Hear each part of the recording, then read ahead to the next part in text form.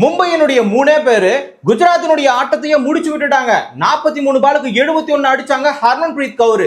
இன்னொரு பக்கம் அமன்ஜோத் கவுர் 26 பாலுக்கு 40 அடிச்சாங்க. இன்னொரு பக்கம் 23 பாலுக்கு 38 அடிச்சாங்க நிக்கோலா கேரி. இவங்க 3 பேரும் சேர்ந்து மொத்த ஆட்டத்தையும் காலி பண்ணாங்க. ஆனா இந்த இடத்துல குஜராத்தும் ஜெயிச்சிருக்க வேண்டிய ஒரு வாய்ப்பு இருக்கிறது. அது எப்படின்னு தானே கேக்குறீங்க. 11வது ஓவர்ல இருந்து 16வது ஓவர் வரைக்கும் எக்ஸ்ட்ராவா இன்னும் 20 ரன் அடிச்சிருந்தா கண்டிப்பா 220 டார்கெட்டை கொடுத்திருக்கலாம். ஆனா இந்த இடத்துல நடந்ததே வேற. அந்த இடத்துல வெறும் 36 ரன் மட்டும் தான் கிடைச்சிருக்கு. அதே மாதிரி 16வது ஓவர்ல ரேணுகா சிங் அவர்கள் 5 4 விட்டு கொடுக்காம இருந்திருந்தா கூட மேட்ச் வந்துட்டு குஜராத் பக்கம் தான் இருந்திருக்கும். ஆனா இந்த இடத்துல தவறுகளை கார்ட்னர் தான் செஞ்சிருக்காங்க. கார்ட்னர் ஒரே ஒரு ஓவர் தான் வீசி இருக்கிறாரு.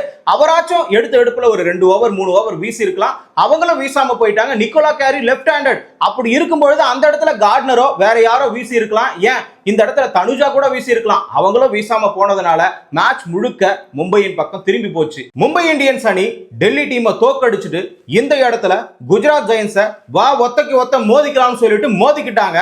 இந்த இடத்துல டாஸ் வின் பண்ணது டிஒய் பட்டேல் கிரவுண்ட்ல மும்பை இந்தியன்ஸ் அணியினுடைய கேப்டன் ஹர்மன்பிரீத் கவுர் தான். அவங்க டாஸ் வின் பண்ணி கொஞ்சம் கூட யோசிக்காம சேசிங் எடுத்துட்டாங்க. காரணம் என்ன தெரியுமா? ஆர்சிபியோட சேசிங் கிடைக்காம இந்த இடத்துல தோல்வி அடைஞ்சிருக்கிறாங்க. அதுக்கான காரணம் பனிப்பொழிவு. அந்த பனிப்பொழிவுல நம்மளால பந்து வீச முடியாதுன்றதுக்காக யாராச்சும் அந்த பனிப்பொழிவுல பந்து வீசினா ஈஸியா எவ்வளவு ஸ்கோர் அடிச்சாலும் திருப்பி அடிச்சிடலாம்ன்ற நம்பிக்கையில ஹர்மன்பிரீத் கவுர் இந்த முடிவை எடுத்திருக்கிறாங்க. தொடக்கத்துல பேட்டிங் வந்த குஜராத் ஜெயின்ஸோட மூனி, இன்னொரு பக்கம் டெவைன், இவங்க 2 பேருமே சேர்ந்து ஒரு அதிரடியான ஆட்டத்தை ஆடுவாங்கன்னு தான் எல்லாருமே நினைச்சோம். ஏன்னா அவங்களுடைய தொடக்கம் அந்த மாதிரி இருக்கும். பவர் பிளேக்குள்ளார கண்டிப்பா இவங்க 70 80 எடுத்துட்டு போவாங்க, இல்ல 60 கூட எடுத்துட்டு போவாங்கன்ற நம்பிக்கை எல்லாருக்குமே இருந்துச்சு. ஆனா இஸ்மாயில் தான் அந்த பக்கமா வீசுறது. முதல் ஓவர் வேர்ல்டு கிளாஸ் பவுலர்ன்றதை நிரூபிச்சுட்டாங்க. ஒரு ரன்னை மட்டும் தான் விட்டு கொடுத்தாங்க. அடுத்த ஓவர்ல நான் வேர்ல்டு கிளாஸ் பவுலர் தான்றத அழகா நிரூபிச்சாங்க. டெவைனை விக்கெட் எடுத்தாங்க. அவங்கள விக்கெட் எடுத்த உடனே அந்த இடத்துல ரன் கட்டுப்பாடுக்கு வரும் நினைச்சாங்க. ஆனா வரல. பவர் பிளேக்குள்ளார இஸ்மாயில் மட்டும் 3 ஓவர் வீசி இருக்காங்க. 18 பாலுக்கு 19 ரன் கொடுத்திருக்காங்க. ரொம்ப கம்மியா கொடுத்திருக்காங்களே. அப்ப கண்டிப்பா இந்த பவர் பிளேக்குள்ளார அதிகமான ஸ்கோர் போயிருக்காதுன்னு தான் எல்லாருமே நினைச்சிருப்போம். ஆனா அப்படிலாம் நடக்கலங்க. 62 ரன் அடிச்சிருக்காங்க. ஒரு விக்கெட்டை மட்டும் தான் இழந்திருக்காங்க. அதுவும் நாம சொன்னதுதான். இஸ்மாயில் டெவைனை விக்கெட் எடுத்தாங்க. அவங்க விக்கெட் எடுத்தாலும் இந்த இடத்துல 62 அடிச்சிருக்காங்க. அது பெரிய விஷயம். யார் அடிச்சதுன்னு பார்த்தா மூணு தான் அடிச்சிருக்காங்க. யாருடைய ஓவர்ல? மேத்யூஸ் கடந்த 2 போட்டிகள்ல ஆடவே இல்லை மும்பையோட.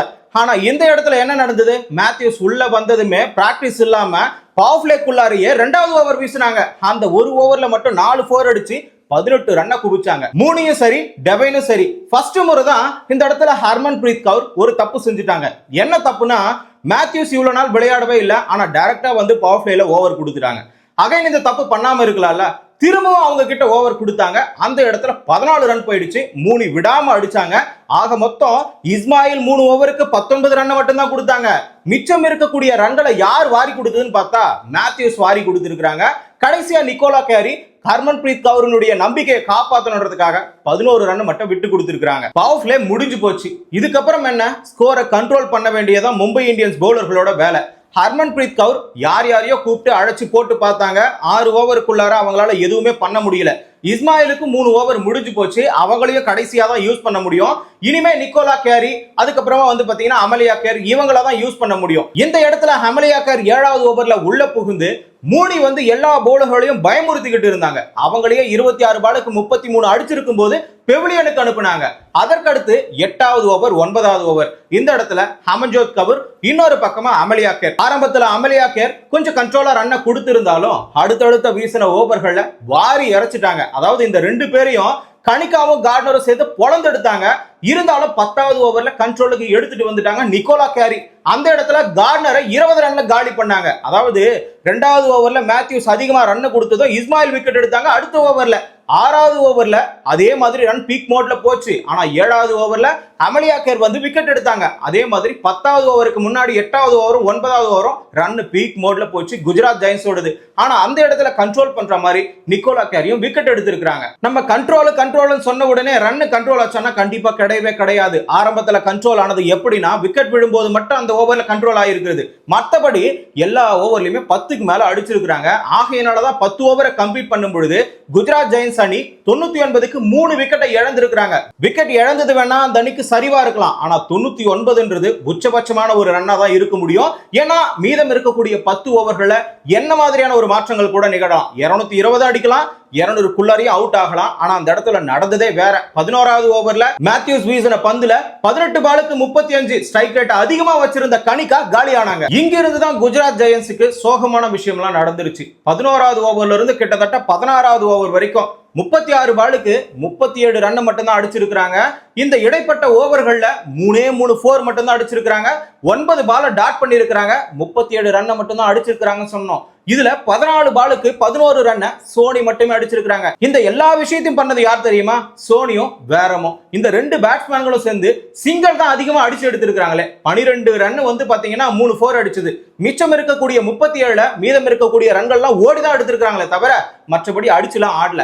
ஆனா இந்த இடத்துல நியூ பேட்ஸ்மேன் டெபியூ மேட்சா யார் வந்ததுன்னா சோனி வந்திருக்காங்க. அவங்க கிட்ட ஓரளவுக்கு கேப்டனாவோ இல்ல எதிரில் இருக்கக்கூடிய பேட்ஸ்மேனோ யாரோ ஒருத்தர் பேசியிருக்கலாம். அப்படி இல்லையா ட்ரிங்க்ஸ்ல போகும்போது அவங்க கிட்ட சொல்லியிருக்கலாம், நீ அடுத்த ஓவர்ல ரிட்டையர்ட் அவுட் ஆக போற, ஆகையினால நீ ஹிட் பண்ண ஆரம்பி, நீ அவுட் ஆனாலும் ரிட்டையர்ட் அவுட் ஆக கூடாது, ஹிட் பண்ணி அது கேட்ச் மூலியமா வெளியே போறதோ இல்ல போல்ட் ஆகிட்டு வெளியே போறதோ அதுதான் உனக்கு நல்லதா இருக்கும். ஆனா ஃபர்ஸ்ட் மேட்ச் டெபியூ மேட்ச்லயே அவங்கள ரிட்டையர்ட் அவுட் ஆக்கி அவங்கள காயப்படுத்தி இருக்காங்க.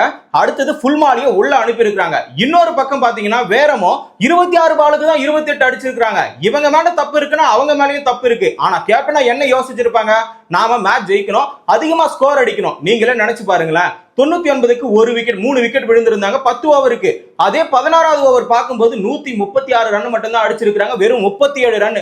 மீதம் இருக்கக்கூடியது 4 ஓவர் தான். அந்த 4 ஓவருக்குள்ளார மிகப்பெரிய மாற்றத்தை உண்டு பண்ணியே ஆகணும். ஆனா இவங்க கண்டிப்பா உண்டு பண்ணிருக்காங்க. கேப்டனும் சரியான முடிவு எடுத்திருக்காங்க. அந்த நேரத்துல அவங்கள ரிட்டையர்ட் அவுட் ஆக்கலனா கண்டிப்பா இவ்வளவு பெரிய டார்கெட் வந்தே இருக்காது. ஆனா இந்த இடத்துல இவங்களை பார்த்து என்ன சொல்லணும்னா, எந்த ஊர் ஆட்டக்காரிடா இவ, இந்த கிழி கிழிக்கிறான்னு தான் சொல்ல முடியுமே. ஆனா ஃபுல் மாலி கொஞ்ச நேரத்துக்கு முன்னாடியே வந்திருந்தா கண்டிப்பா 200க்கு மேல டார்கெட்டை செட் பண்ணிருப்பாங்க மும்பை இந்தியன்ஸ் அணிக்கு. ஆனா இவங்க கொஞ்சம் லேட்டா தான் வந்திருந்தாங்க. இருந்தாலும் அவங்க ஃபுல் மீல்ஸ் போட்டு இருக்காங்க. யாருக்கு? குஜராத் ஜெயண்ட்ஸ் ரசிகர்களுக்கு.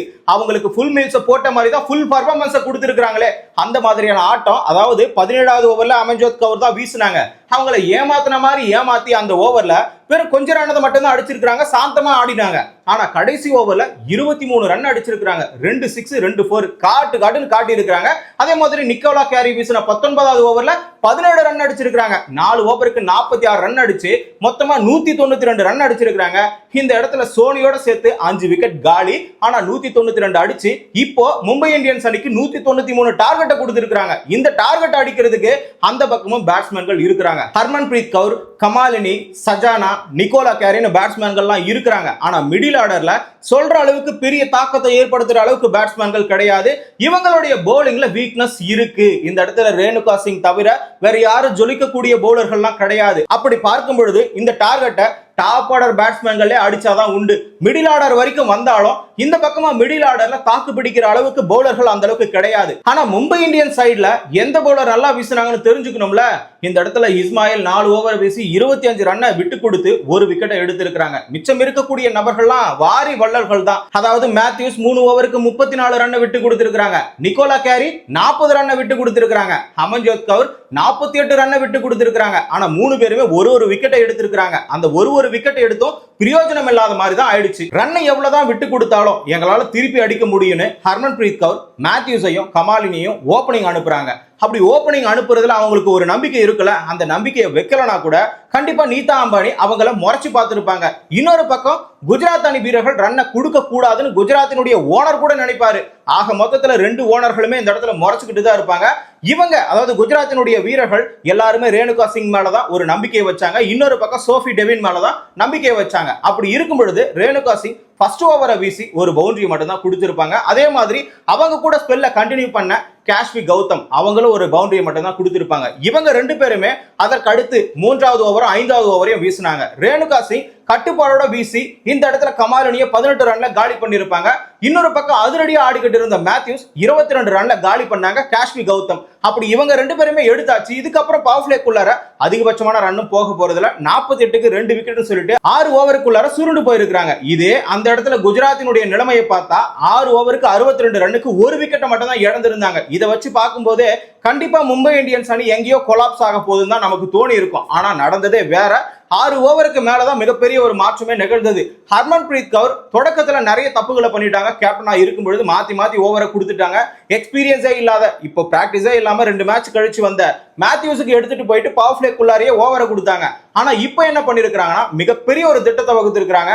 அமன்ஜோத் கவுரை 3rd டவுனுக்கு அனுப்பி இருக்காங்க. அமன்ஜோத் கவுரோட மும்பையினுடைய கேப்டன் ஹர்மன் பிரீத் கவுர் ஜோடி சேர்ந்தாங்க. இவங்க 2 பேரும் ஜோடி சேர்ந்து 7வது ஓவர் 8வது ஓவர்ல பொறுமையா விளையாடி சிங்கிள் மட்டுமே ரொட்டேட் பண்ணிக்கிட்டு இருந்தாங்க. இவங்க ஆடின விதம் சோனியை ரிட்டையர்ட் அவுட் பண்ணாங்க பாத்தீங்களா, அதுக்கு தகுந்த மாதிரி தான் 7வது ஓவரும் 8வது ஓவரும் விளையாடினாங்க. ஆனா இந்த இடத்துல குஜராத் அப்படி விளையாடல.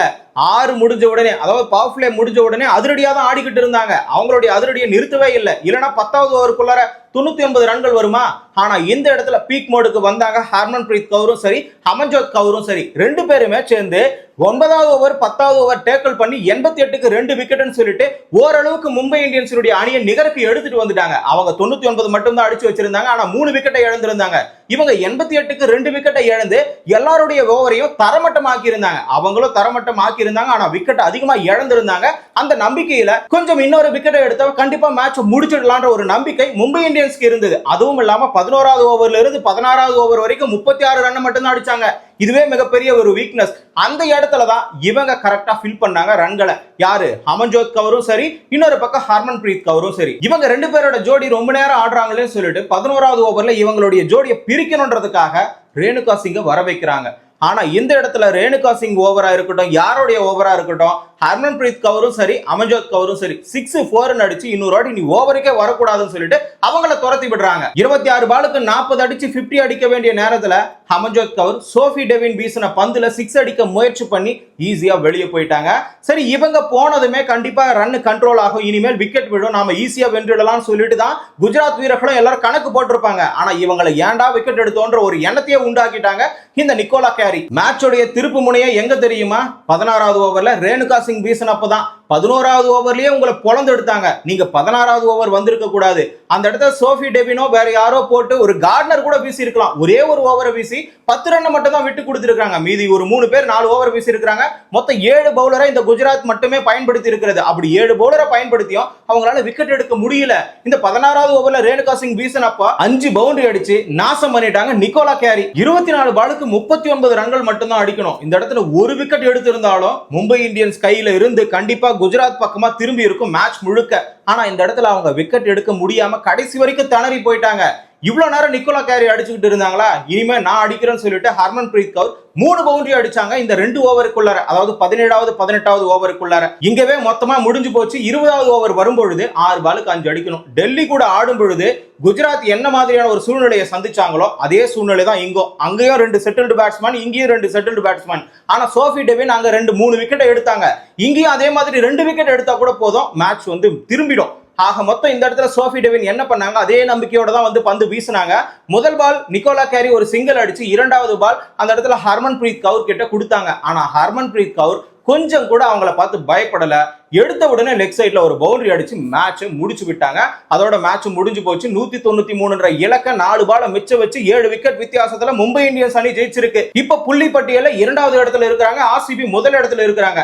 இது மாதிரி WPL நடக்கக்கூடிய முழு மேட்ச்களுடைய அப்டேட்டுகளை தெரிஞ்சுக்கணும்னா தமிழரசன் பார்வையாளர் சேனலை ஃபாலோ பண்ணிக்கோங்க.